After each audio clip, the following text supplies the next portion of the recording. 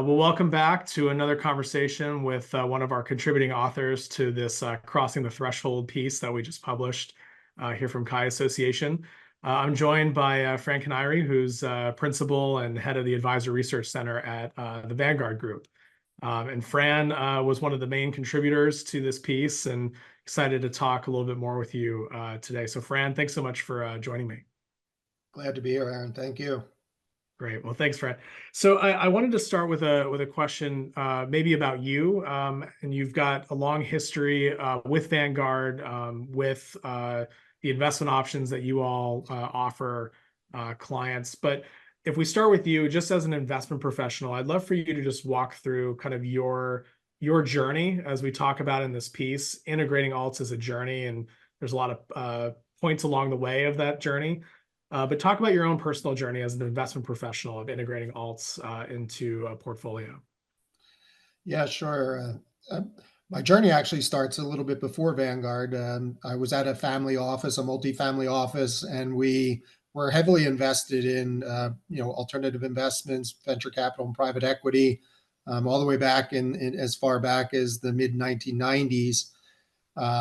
But fast forward, leaving the family office, I came to Vanguard to help Vanguard start our advice business into advice. Vanguard had been known as an asset manager.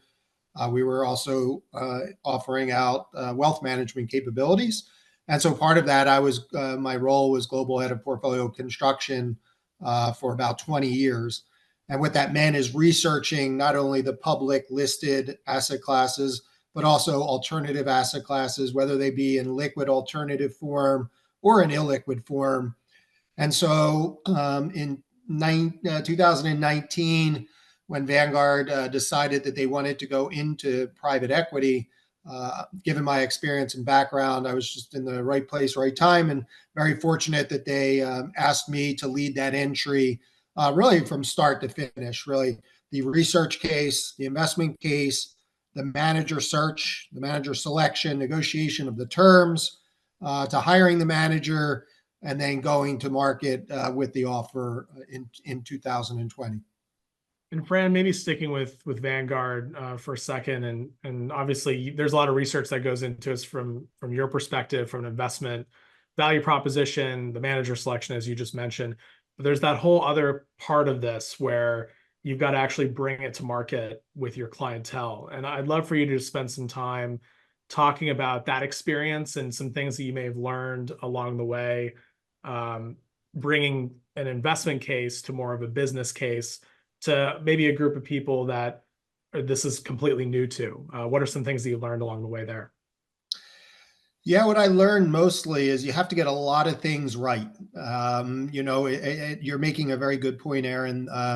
You can have the research case, there's a case for adding XYZ asset class, but that's not enough, right? The next step is, can you assure yourself getting top quartile managers? And how will you even know, given lack of persistence, and is there persistence? And then can you get the manager on gross alpha, but net alpha? So are you getting terms that lead you there? So those are all three things that you have to get right. You would probably need diligence, you would need size, you would need capabilities to do all those things right. But that's just what I would say is the front end of it. The middle end and the back end is then how do you take this out to market for clients?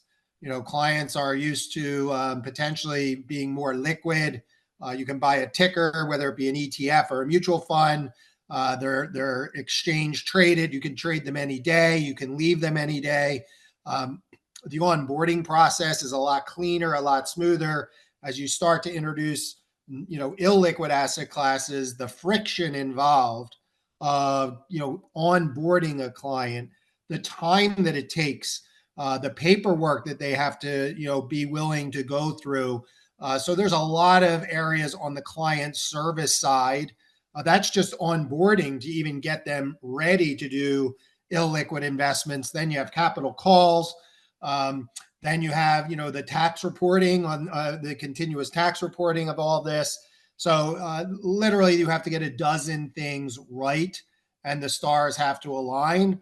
So I would not underestimate the effort that goes into it. But if you get all of those things really well done, it can improve end client outcomes. Is there anything that you did when you were going through that the middle part of that process, the onboarding and getting client service? Anything that you did either from an education perspective or from a process perspective that really resonated with your internal staff? Maybe some things that didn't resonate as much, things that you learned or bumps along the road for that middle part of the process? I think we did a lot of education. Vanguard is known of indexing and low cost, but we also believe in active management. And we showed through education that if you're only going to get the median private investment, you're probably going to underperform public markets. And then all of that effort I just talked about, you went through all of the extra efforts to do this, and the back end of all the accounting and taxes to get listed returns probably doesn't seem like a great trade-off. So we did a lot of education of how important it is to make sure you're sourcing from the top quartile managers. Do you believe that that is persistent or not? Really making sure clients understood that this was, a 10 to 15 year investment, not a 10 to 15 month investment, that their capital would be indeed locked up there for a while. So we did spend a lot of time on the education, and we don't think it's right for everyone. We were very selective of what clients could bear the illiquidity. If a client is in distribution or retirement income, or they may have some kind of needs, you really want to make sure that it's the right client fit through education and matching the appropriate archetype of a client that would make sense for this type of investment. And you talk a lot about that in the piece itself, in your particular section. And it's interesting as I read through each of the authors, you spend a lot of time talking about non-investment related cases or not cases for integrating alts, which I think is so important before even making that investment decision: profile, taxes, ability to bear the illiquidity. So as you kind of thought about the profile, and maybe you can just expand upon what you just said, but you think about that profile of the client where this was appropriate versus the client that it wasn't appropriate. How did you make those distinctions and make those offerings to the client base? Yeah, we started with obviously duration of the client, right? So when I say duration of the client, making sure that the client had a long-term horizon, that they were not going to need any of this money. They were not in retirement income or even some form of giving strategy. So we would want the client to be net in contribution mode as opposed to distribution mode. We also have it's a qualified offer, so there are certain assets and income thresholds. So we believe that clients could forbear the risk should this not turn out. And again, it's not a guarantee, right? With all of investments, the fact that the research suggests you can enhance the portfolio through this process doesn't mean that the future will play out like the past. But for an ultra high net worth client or an endowment or foundation, adding a sleeve of this from the public equity sleeve, I think that's also important. Where do you fund it from? We think of high risk and low risk buckets, and we would always want to fund a high risk from a high risk. And I know there's a lot of, we're just talking private equity, but there's also private credit is becoming more and more. And how do you think about funding things like that? You would probably want to make sure you understand what are the underlying components and what are some of the worst month, worst quarter, worst year to figure out, is this more a high risk or low risk asset? Just because it has credit in the name or equity in the name doesn't always tell you everything. And so I think you have to really get under the hood and do due diligence there, because sometimes names can be deceiving.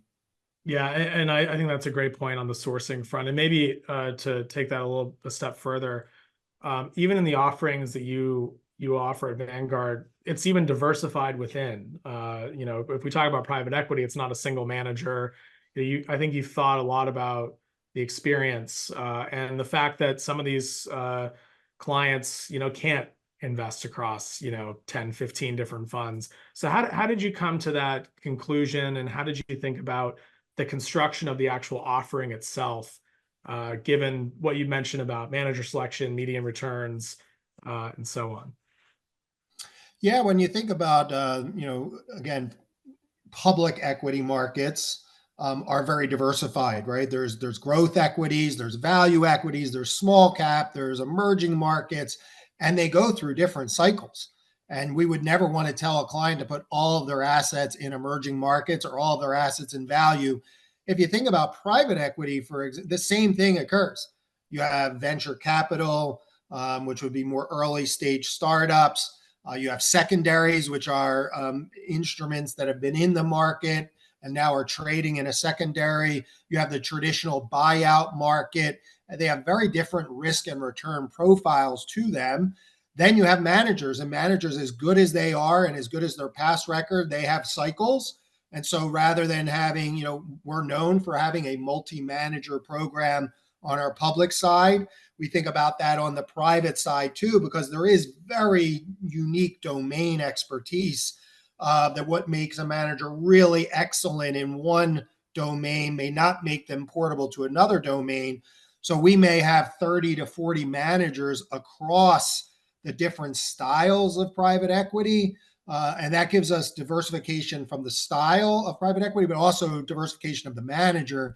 And so underneath all of that, you may have anywhere from 500 to 700 underlying operating companies.